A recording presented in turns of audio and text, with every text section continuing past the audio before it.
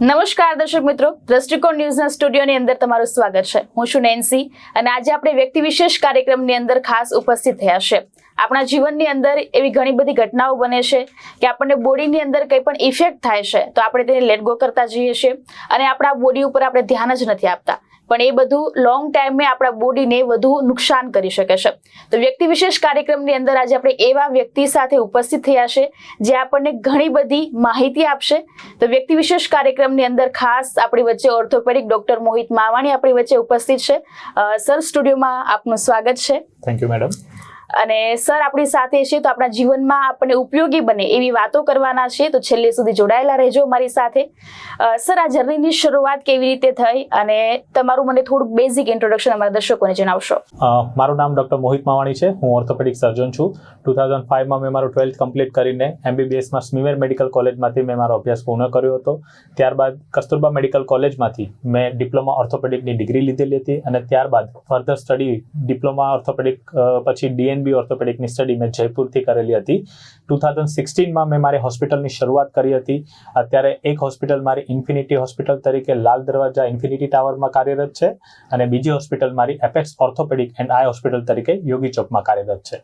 મારું સ્પેશિયલાઇઝેશન ની આર્થ્રોપ્લાસ્ટી, હિપ આર્થ્રોપ્લાસ્ટી અને આર્થ્રોસ્કોપિક સર્જરી જેમ કે સ્પોર્ટ્સ ઇન્જરીમાં લિગામેન્ટ અને મેનિસ્કલ સર્જરીની હોય છે, એમાં હું સ્પેશિયલાઇઝ છું અને આજ સુધીમાં મેં 10,000 કરતાં પણ વધારે સર્જરીઓ કરી ચૂકેલું છું. સર, તમારો એક્સપિરિયન્સ બહુ સરસ છે અને અમારા દર્શક મિત્રોને પણ ખૂબ જાણવા મળશે એવી આશા રાખીએ છીએ. પણ તમે આ ઓર્થોપેડિક ક્ષેત્ર જ શા માટે પસંદ કર્યું? ઓર્થોપેડિક ક્ષેત્ર પસંદ કરવાના બે રીઝન હતા એકચ્યુઅલી. જેમ મેં કીધું કે ભાઈ 2005માં મેં MBBSમાં એડમિશન લીધેલું હતું ત્યારે મારા દાદી છે જેમને ઘૂંટણની બહુ જ તકલીફ હતી. ઓકે, એને મેં ચાલતા જોયેલા હતા. ઓન એન એવરેજ 2006ની આજુબાજુની હું વાત કરું તો she was in really pain. બહુ જ દુખાવો હતો, પગ વાંકા ચૂકા વળી ગયેલા હતા અને ત્યારે મેં ફર્સ્ટ ટાઈમ એનું ની રિપ્લેસમેન્ટ થતા જોયું હતું. એ સર્જરીની પછી મેં જે મારા દાદીની રિકવરી જોઈ કે ભાઈ દર્દી આટલા પીડામાંથી પણ સરસ રીતે ચાલતું ફરતું થઈ ગયું, તો એ મારો પહેલો ઇન્સિડન્સ હતો કે જેણે મને ઇન્સ્પાયર કર્યો કે ભાઈ તમારે સર્જરી કરીને ઓર્થોપેડિકમાં આગળ વધવું પડે. સેકન્ડ ઇન્સિડન્સ હતો કે સ્પોર્ટ્સનો મને પહેલેથી જ શોખ હતો. સ્પોર્ટ્સ ઇન્જરી બહુ જ કોમન છે. મારી સાથે ઘણા મિત્રો હતા કે જે રમતા પડતા કૂદતા પણ એમને ઓપરેશન પછી જે રીતના એ લોકો રિકવર થઈને પાછા આવતા હતા, તો એ બધાની જર્ની જોઈને મને એવું લાગતું હતું કે નહીં, કરવું છે તો પછી ઓર્થોપેડિક જ કરવું છે કે જેથી કરીને આપણે સ્પોર્ટ્સ અને બીજી કોઈ વસ્તુઓમાં આગળ વધી શકે. એટલા માટે પછી મેં ઓર્થોપેડિક ફિલ્ડને પસંદ કર્યું હતું. સર, આજકાલ સૌથી વધારે સાંધાની કઈ સમસ્યા વધારે જોવા મળે છે? ઓકે, જો આપણે વાત કરીએ તો સૌથી વધુ સાંધાનો દુખાવો એ ગોઠણનો દુખાવો હોય છે. અત્યારે ઘરમાં જોવા જવું તો તમને ગોઠણના દુખાવાના દર્દીઓ તમને મળવાના છે. પણ સમયગાળો એ રીતના ચેન્જ થયો છે કે કોવિડ પછી ઘણી ખરી વાર અમે લોકો નાની ઉંમરમાં પણ થાપાના ગોળાના દુખાવા, જેમ કે ગોળાનું સુકાઈ જવું, ગોળાનું આર્થરાઇટિસ થવું, એટલે નાની ઉંમરે હિપ રિપ્લેસમેન્ટની પણ શરૂઆત થઈ ગઈ છે. બીજી વાત કરું તો અત્યારે મોબાઈલનો એનો યુગ આવ્યો છે, તો નાના છોકરાઓમાં પણ અમે મોબાઈલ કન્ટિન્યુઅસ નીચે જોવાના હિસાબે ગરદનના દુખાવા, કમરના દુખાવા પણ આજકાલ ચાલુ થઈ ગયા છે. એટલે બદલતી લાઈફસ્ટાઈલના હિસાબે હવે તમારા ઓર્થોપેડિકની સમસ્યાઓ પણ બદલાવા લાગી છે. જી શ્યોર સર. સર, આજકાલ યુવાનોની અંદર પણ કમર અને ઘૂંટણના દુખાવા શા માટે વધી રહ્યા છે? એનું શું ચોક્કસ કઈ કારણ હોય તો? ચોક્કસ કારણમાં મેડમ જો વાત કરું ને તો યુવાનોમાં લેક ઓફ એક્ટિવિટી, તમારી એક્સરસાઇઝનો અભાવ, તમારું ન્યુટ્રિશન ચેન્જ થઈ ગયું છે, તમે આ બધી વસ્તુ લાઈફસ્ટાઈલ તમારી મોડિફિકેશન થઈ ગઈ છે, તો આ બધી વસ્તુના હિસાબે તમને નાની ઉંમરે પણ ઘૂંટણના દુખાવા, કમરના દુખાવા ને એ બધી વસ્તુ ચાલુ થઈ ગઈ છે. તમે આગળના જનરેશનની વાત કરો તો આપણા દાદાઓ જે રીતના હાડ મારી કસરત ખેતીમાં કામ કરતા હતા તો એનું બોડી પહેલેથી જ ખડતલ હતું, તો એના સ્નાયુના દુખાવા છે કે એ બધી વસ્તુની તકલીફ એમને ક્યારેય નથી થઈ. એના કમ્પેરિઝનમાં આપણે જોઈએ તો આપણે એક ઓફિસમાં કામ કરવા વાળા છીએ કે જેથી કરીને લોંગ ટર્મ એક જ જગ્યાએ બેસીને કામ કરતા છે, તો મસલ જે છે એ ધીમે ધીમે નબળા પડતા જાય છે, જેને હિસાબે તમારા સ્નાયુઓની નબળાઈ, તમારા ઘૂંટણના દુખાવા, તમારા કમરના દુખાવા, અથવા તો ક્યારેક તમારે જ્યારે જરૂર પડી હોય અને જોરવાળું કામ કરવાનું પડ્યું હોય તો દુખાવાની એવી બધી વસ્તુ ચાલુ થાય એ બહુ સહજ વસ્તુ છે. પહેલા એવું હતું કે યુવાનો એવું કહેતા, અત્યારે હાલ એવું કહે છે કે પપ્પા ખેતી કરતા તો એ સારી વસ્તુ હતું, ને અત્યારના છોકરાઓ, અત્યારની જનરેશન કોઈ ખેતી તરફ આગળ વધતું નથી. પણ એ જે ગેપ હતો, એ જે જનરેશન હતી, એ જ વધારે બેસ્ટ હતી. કેમ કે અત્યારે યુવાનોને આ બધી પ્રોબ્લેમ થાય છે, જે અત્યારે કેમ કે ઓફિસમાં 8 થી 10 કલાક બેસે છે કન્ટિન્યુ, તો આ બધી જ પ્રોબ્લેમ એના લીધે વધી રહી છે.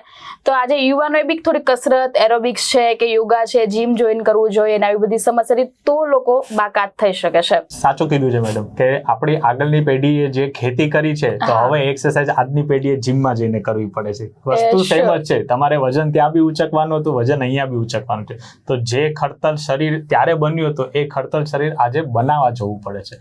ત્યારે નેચરલ બોડી બનતી હતી, અત્યારે આર્ટિફિશિયલ કે ગમે તેમ પણ બોડી બનાવવા જવી પડતી છે, કે જેથી કરીને તમારું સ્ટેમિના, તમારા મસલ, તમારા દુખાવા, આ બધી વસ્તુ ઓછા થઈ જાય. સર, દરેક લોકોને સાંધાની જે તકલીફ થાય છે, તો એવું જરૂરી છે કે સર્જરી કમ્પલસરી હોય જ છે? નહીં મેડમ, જો સર્જરી કમ્પલસરી ક્યારેય નથી હોતી. સર્જરી એક ડોક્ટર માટે હંમેશા લાસ્ટ ઓપ્શન તરીકે હોય છે. તમે કોઈ પણ ઘૂંટણના દુખાવાનું એક્ઝામ્પલ લઈ લો, તો ઘૂંટણના દુખાવાની શરૂઆત થઈ હોય ત્યારે શરૂઆતના ફેઝમાં એ દવા છે, કસરત છે, શેક છે, એ બધાની તકલીફથી તમે એને અવોઇડ કરી શકો છો.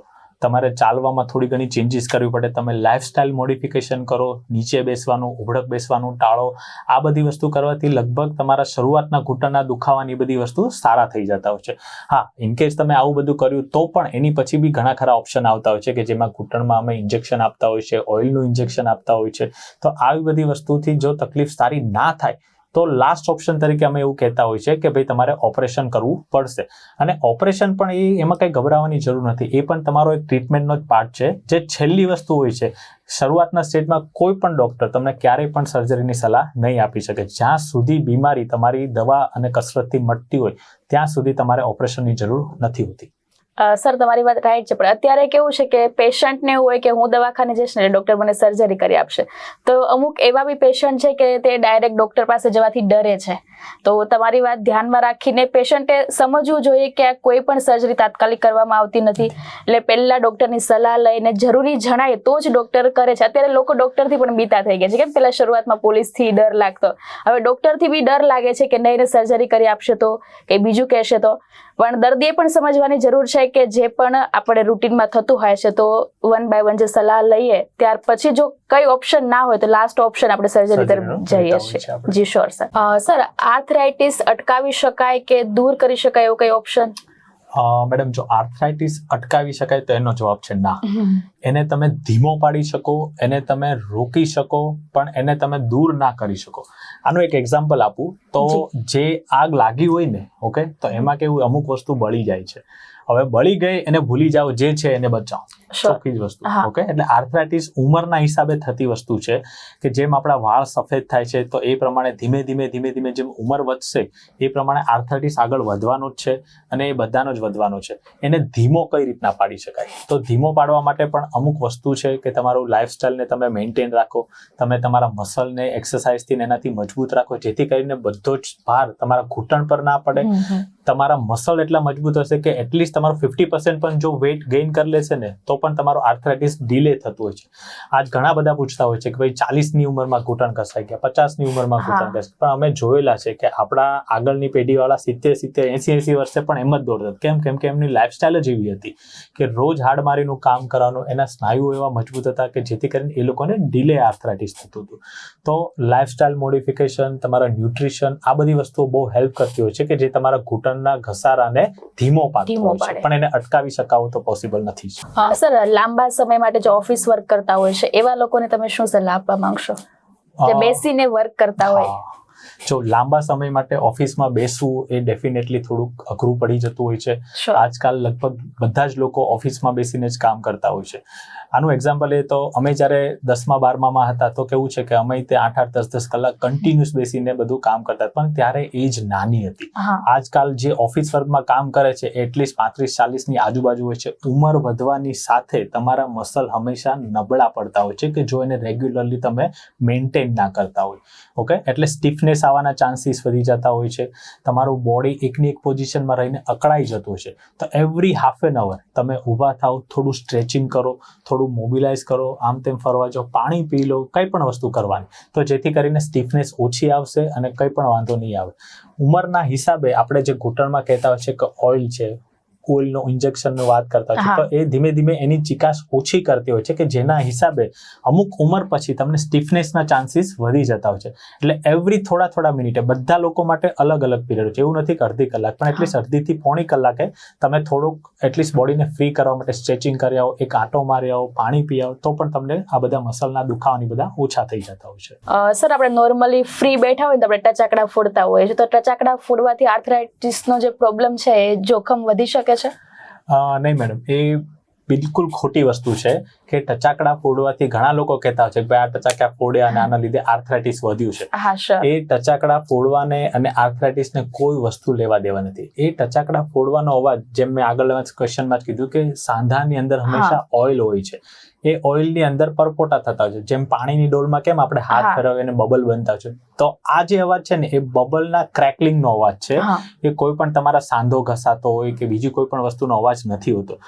પરપોટો ફૂટે એટલે અવાજ નીકળવાનો છે, અને યુઝ્યુઅલી ટચાક્યા ફોડ્યા પછી તમને તમારો સાંધો ફ્રી મહેસૂસ થતો હોય છે. કેમ કે અંદર જે હવા ભરેલી હતી એ બધી ફૂટી ગઈ છે. એટલે ક્યારે પણ ટચાક્યા વધુ ફોડવાના હિસાબે આર્થરાઇટિસનું જોખમ વધતું હોય એ વસ્તુ માન્યતા તદ્દન ખોટી છે. સર, અત્યારે જે આપણે બહારનો ખોરાક ખાઈએ છીએ, તો જે આપણે હાડકું જે મજબૂત હોય છે, હાડકાને મજબૂત રાખવા માટે આહારનું કેટલું મહત્વ હોય છે? હાડકાને મજબૂત રાખવા માટે આહારનું મહત્વ ખૂબ જ છે. તમારા બોન કેટલા સ્ટ્રોંગ બનશે એની ટોટલ ડિપેન્ડન્સી તમે કયા પ્રકારનો ખોરાક ખાઓ છો, તમે કયા પ્રકારનું પોષણ લો છો, તમારામાં કઈ રીતના કેટલી કુટેવો નથી, એ બધી વસ્તુ પર બહુ ડિપેન્ડ કરતું હોય છે. આનું સીધું ઉદાહરણ આપું તો કોઈ બિલ્ડિંગની મજબૂતાઈ એમાં વપરાયેલી રેતી, કપચી અને સિમેન્ટની ઉપર આધાર રાખતી હોય છે. ઓકે, તો આ વસ્તુ જ તે તમને હેલ્પ કરશે કે તમારા હાડકા કેટલા મજબૂત છે. તમે જો રેગ્યુલર બેઝમાં તમે તંબાકુ, માવા, સિગરેટ આ બધી વસ્તુ પીવો છો, તો પછી આ બધી વસ્તુ કેવી છે કે તમારા હાડકાને નુકસાન કરે છે, અંદરથી પોલા કરે છે. એ તરત નથી કરવાની, એ ધીમે ધીમે હેરાન કરવાનું ચાલુ કરશે અને મોટી ઉંમરે તમને આ બધી વસ્તુ દેખાવાનું ચાલુ કરશે.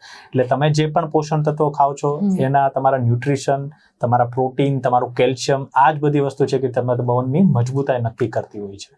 સર, આજકાલ સ્પોર્ટ્સ બધા લોકો વધારે પ્રિફર કરે છે કે શોખ માટે, પેશન માટે, કે સ્પોર્ટ્સમાં જોઈન કરે છે, તો સર એમાં કઈ સમસ્યાઓ થાય છે અને કેવી સમસ્યાઓ થાય છે? જો આ બહુ સારો સવાલ છે.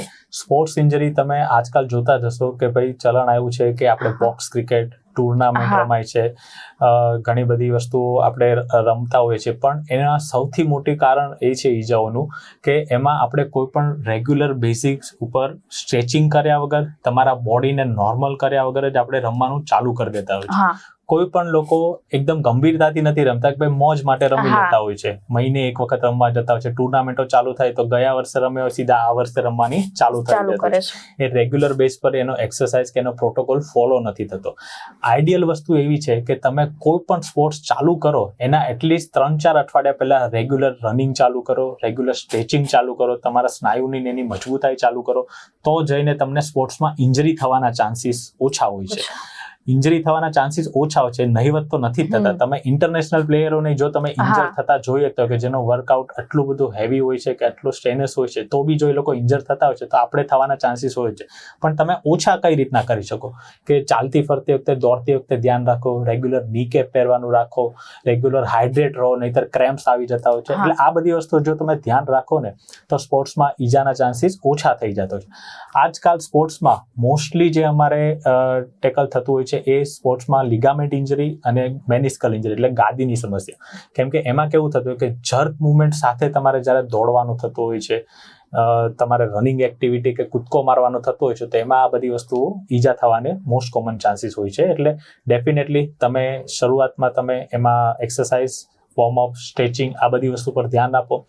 એક્સરસાઇઝ અને એ બધું થયા પછી જ્યારે તમે રમવા જાવ છો ત્યારે એટલીસ્ટ પ્રોટેક્શન ઉપર ધ્યાન આપો કે ભાઈ રેગ્યુલર ની કેપ રાખો, એલ્બો સપોર્ટ રાખો, શોલ્ડરમાં પેઇન થતું હોય તો તમે ટેપિંગ કરાવીને રમી શકો છો. એટલે આ બધી વસ્તુનું ધ્યાન રાખશો તો 100% તમને સ્પોર્ટ્સ ઇન્જરીના ચાન્સીસ ને એ બધી વસ્તુ ઘટી જશે. સર, આર્થ્રોસ્કોપી સર્જરી વિશે તમે શું કહેવા માંગો છો? મેડમ, જો આર્થ્રોસ્કોપિક સર્જરી છે ને એ ઓર્થોપેડિક સર્જરીઓમાં એડવાન્સ ટેકનોલોજી વાળું આવ્યું છે. હા એનો મતલબ એવો થાય છે કે તમે કોઈ પણ માંસપેશી કાપ્યા વગર દૂરબીનની મદદથી તમે ઓપરેશન કરો છો. ઓકે, જ્યારે કોઈ પણ સર્જરી દરમિયાન તમારું માંસ કે એ વસ્તુ કપાતી ના હોય ને ત્યારે તમારા રિકવરીના ચાન્સીસ ફાસ્ટ બનતા હોય છે, તમારો બ્લડ લોસ ઓછો થઈ જતો હોય છે અને દર્દી ફટાફટ એની રિકવર થઈને રૂટીન લાઈફસ્ટાઈલમાં પાછો ફરતો હોય છે. હંમેશા અમારામાં એવું કહેવાય છે કે જ્યારે તમારો સ્નાયુ કપાય છે ત્યારે એનો જે પાવર હોય છે 5 ગ્રેડના પાવર હોય છે, તો એનાથી 1 ગ્રેડ પાવર ઓછો થઈ જતો હોય છે. પછી એને કસરત કરવી પડતી હોય છે, પાવર મજબૂતી લાવતા, એ થોડો ટાઈમ ડ્યુરેશન હોય છે. આ બધી જૂની સર્જરી હતી. પણ અત્યારે મોટા ભાગની સર્જરી તમારું સ્નાયુ કાપ્યા વગર થઈ જાય છે અથવા આર્થ્રોસ્કોપીની મદદથી થાય છે, કે જેમાં કોઈ પણ જાતનું કટિંગ નથી હોતું. જ્યાં દૂરબીન જાય છે ત્યાં 1-2 ટાંકા હોય છે.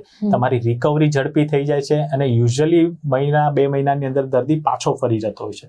તમારો ઓફિસ જવાનું ના બધી વસ્તુ, કેમ કે અત્યારનું રૂટીન એવું થઈ ગયું છે કે કોઈને ઘરે બેસવું પોસાય એમ જ નથી. ઓકે, તો આ બધા એડવાન્સ ટેકનોલોજીની મદદથી તમે ફટાફટ રિકવર થઈને તમારા કામ પર પાછા ફરી શકો. સર, અત્યારે લોકોને એવું હોય છે, ડરતા હોય છે ડોક્ટર પાસે જવાથી, તો સર્જરીનો ડર જે લોકોને લાગે છે એને તમે શું કહેવા માંગશો?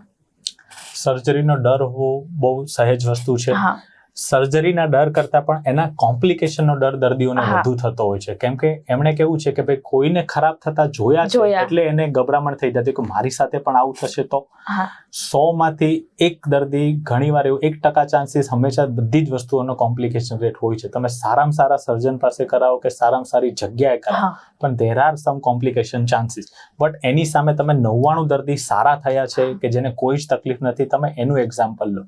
તમે બહુ સહજ વસ્તુ કહી દો કે ભાઈ જો તમે રોડ પર નીકળો છો ગાડી લઈને કે ચાલતા, તો એક્સિડન્ટ થવાના ચાન્સીસ હોય છે. પણ એનો મતલબ એવો તો નથી કે આપણે ઘરમાં જ બેઠા રહીએ. ઓકે, તો પછી બેટર એ જ છે કે તમને કોમ્પ્લિકેશન થાય એના ડરથી તમે સર્જરી ના કરાવો અને તમારી બીમારી વધતી જાય અને પરાણે પછી ઘરે બેસવું પડે, એની કરતા સર્જરી કરાવી નાખવાની. કોઈ એટલી બધી ગભરાવાની જરૂર નથી હોતી. ઓકે, એટલે સર્જરી એ તમારા સારા થવા માટે છે. એનાથી કોમ્પ્લિકેશન થવાના ચાન્સીસ ડેફિનેટલી બહુ જ ઓછા હોય છે, કેમ કે જેને સારું થયું છે એ ક્યાંય નથી કહેવા જવાનું, પણ જેને ખરાબ થયું છે એ સમાજમાં વાતતા ગાતે બધે ફરતો રહેશે. એટલે ખોટા એક્ઝામ્પલને તમે આઈડિયલ બનાવવાને બદલે જે સારા થયા છે એને જોઈને આગળ વધો, એ જ સાચી વસ્તુ છે. સર, ઓર્થોપેડિક સારવારમાં ફિઝિયોથેરાપીની શું ભૂમિકા હોય છે અને તે કેટલું મહત્વનું છે? ઓર્થોપેડિક સારવારમાં એકચ્યુઅલી ફિઝિયોથેરાપીની ભૂમિકા બહુ જ મોટી હોય છે અને લોંગ ડ્યુરેશન વાળી હોય છે. અમે લોકો જ્યારે પણ ઓપરેશન કરતા હોય છે એ સર્જરી અમારી હાર્ડલી કલાક અથવા 2 કલાક મેક્સિમમ ચાલતી હોય છે. એમાં અમે ગમે એવું સારું રિઝલ્ટ આપીએ, ગમે એવું સારી વસ્તુ કરીએ, પણ જો પ્રોપર દર્દીની ફિઝિયોથેરાપી નહીં થઈ શકે તો પછી એને રિઝલ્ટ મળવી બહુ અઘરી વસ્તુ થઈ જતી હોય છે. કેમ કે જ્યારે પણ બોન તૂટે છે, સ્નાયુ ફાટે છે, એટલે આ બધી વસ્તુઓ નબળી પડતી હોય છે અને ધીમે ધીમે સર્જરી પછી ફિઝિયોથેરાપીની મદદથી જ એની મૂવમેન્ટ પાછી આવતી હોય છે, એની તાકાત પાછી આવતી હોય છે અને એ રૂટીન લાઈફમાં ઝડપથી પાછું ફરતું હોય છે. ફિઝિયોથેરાપી એ તમારો એ દોષ છે કે જે તમને વોકર પકડીને ચાલવાથી માંડીને તમને વગર ટેકે ચાલતો કે દાદર ચડતો કરી શકે છે ટૂંકમાં. એટલે ફિઝિયોથેરાપીનો રોલ ખૂબ જ મહત્વનો હોય છે ઓર્થોપેડિક સર્જરીઓ પછી. ઘણીવાર એવું કહેતા હોય છે કે ભાઈ અમારે કસરત વગરની વસ્તુ કરાવી છે, પણ કસરત તમારા ઓપરેશન માટે નહીં, તમારા સ્નાયુની મજબૂતી માટે અને તમારી ઝડપી રિકવરી માટે કરવાની જરૂર છે. તમે ગમે તેવું ઘર લઈ લો, પણ ઘરની સુંદરતા અંદર બનાવેલા ફર્નિચર અને ઇન્ટિરિયરમાંથી જ આવતી હોય છે. તો આ ફિઝિયોથેરાપી એ જ કામ કરતું હોય છે. ઓકે, એટલે ફિઝિયોથેરાપીનો ડેફિનેટલી બહુ જ મોટો રોલ હોય છે. અને ફિઝિયોથેરાપી વગર થોડીક રિકવરી પણ ઝડપથી આવતી નથી હોતી. એટલે કોઈ બી સર્જરી કરીએ છીએ તો ફિઝિયોથેરાપી એવું માની લેવાનું કે કમ્પલસરી કરવી જ પડે, તો જ રિકવરી આપણને બરાબર મળે છે. જી સર. સરસ, તમે કીધેલું સ્ટાર્ટિંગમાં જ કે તમે બહુ બધી સર્જરી કરી છે, તો સૌથી નાની એજમાં તમે કોની સર્જરી કરી છે અને સૌથી મોટી એજમાં કોની સર્જરી કરી છે, તમારો એક્સપિરિયન્સ થોડીક જર્ની જણાવો. મોટી તો ચલો ઠીક છે, પણ તમે નાની ગેસ કરો કે મેં કેટલાની કરી હશે? નાનામાં નાનું પેશન્ટ એની એજ કેટલી હશે? I think 15-16 something. 15-16 સમથિંગ દિવસ? ના, એજ. ઓકે, મેં 2 કલાક ના પેશન્ટ, એટલે કે ડિલિવરી પછીના 2 કલાક થયા હોય ને, ઓકે, એની પણ મેં ટ્રીટમેન્ટ કરેલી છે. એ બચ્ચાને કેવું હતું કે ડિલિવરી દરમિયાન બચ્ચું ફસાઈ ગયેલું હતું. નો ડાઉટ ગાયને કે પોતાની રીતે બધી જ મહેનત કરી હતી. અલ્ટિમેટલી એને ડિલિવર કરાવવામાં એનું બોન ફ્રેક્ચર થઈ ગયું. ઓકે, એટલે 1 થી 2 જ કલાક. હા પહેલા કલાકમાં ડેફિનેટલી જોતા વાર લાગે એટલે એક દિવસ પણ નહીં પણ દિવસ પણ નહીં. હા 2 કલાક 2 જ કલાક જૂનું. હા ઓકે, એટલે એટલું નાનું પેશન્ટ હતું જે મારું 2 કલાક જ જૂનું પેશન્ટ હતું. ડિલિવરી થયા અને ડિલિવરી દરમિયાન જ તેને ફ્રેક્ચર થઈ ગયેલું હતું. અને મોટામાં મોટી ઉંમરની હું વાત કરું તો 105 વર્ષના બા હતા કે જેને ગોળામાં ફ્રેક્ચર થઈ ગયેલું હતું. ઘરમાં બધાને જ પ્રોબ્લેમ હોય કે ભાઈ આટલી મોટી ઉંમર છે તો હવે ઓપરેશન કરાવવું કે ના કરાવવું કે શું કરવું, આ મનોમંથનમાં બધા જ હોય છે. પણ મારી એક સલાહ છે કે જો 100, 85, 90 વોટેવર જે ઉંમર હોય છે, મોટી ઉંમરના દર્દીઓ હંમેશા વધુ રીબાય. તમે કોમ્પ્લિકેશન નહીં થાય પણ તો બી તમે એટલીસ્ટ એની સર્જરી કે પછી ટ્રીટમેન્ટ લેવા તરફ આગળ વધો. કેમ કે આ વસ્તુ કેવી છે કે જો એ પેશન્ટ પથારીમાં પડશે તો અલ્ટિમેટલી ધીમે ધીમે રીબાઈને બિચારું હેરાન થતું હોય છે. એને પથારીવશ થવાને કારણે ચેસ્ટ ઇન્ફેક્શન થતું હોય છે, ટોયલેટ બાથરૂમ બધું જ પથારીમાં થતું હોય છે. પેશન્ટ પોતે અને એના ઘરવાળા બધા જ લોકો હેરાન થતા હોય છે. એની સામે તમે જુઓ ઇનકેસ જો એ 1.5 થી 2 કલાક પેશન્ટ એકદમ વ્યવસ્થિત થઈ ગયું, સર્જરી સારી થઈ ગઈ, તો પછી અલ્ટિમેટલી ધીમે ચાલવાનું, કામ પોતાની રીતે કરવાનું, બધી જ વસ્તુ ચાલુ કરી દેશે. એટલે કોમ્પ્લિકેશન નો ડાઉટ, એજનું કોમ્પ્લિકેશન કોઈના હાથમાં નથી હોતું. અમે નથી કહેતા કે ભાઈ અમે તે પેશન્ટને સારા કરી દઈએ, જીવાડીએ છીએ, બટ તમે રિસ્ક લો અને કોમ્પ્લિકેશન અને સર્જરી કરાવો, એમાં કઈ જ વાંધો નથી થવાનો. જી સર, અને આજે જે આપણે પોડકાસ્ટ કર્યો છે, વ્યક્તિ વિશેષ કાર્યક્રમ કર્યો છે, એના થકી તમે જે ઓર્થોપેડિક સર્જરી વિશે જે અમને ઇન્ફોર્મેશન આપી છે એનાથી અમારા દર્શક મિત્રોને ઘણી બધી જાણકારી મળશે અને ખૂબ જાણવા મળશે અને આવા સરસ ડોક્ટરની સલાહ પણ જરૂરી બને છે. તો થેન્ક યુ સો મચ અને ફરી પાછા નવા મહેમાન સાથે, નવા કાર્યક્રમ સાથે ફરી મળીશું. ત્યાં સુધી thank you so much. Thank you.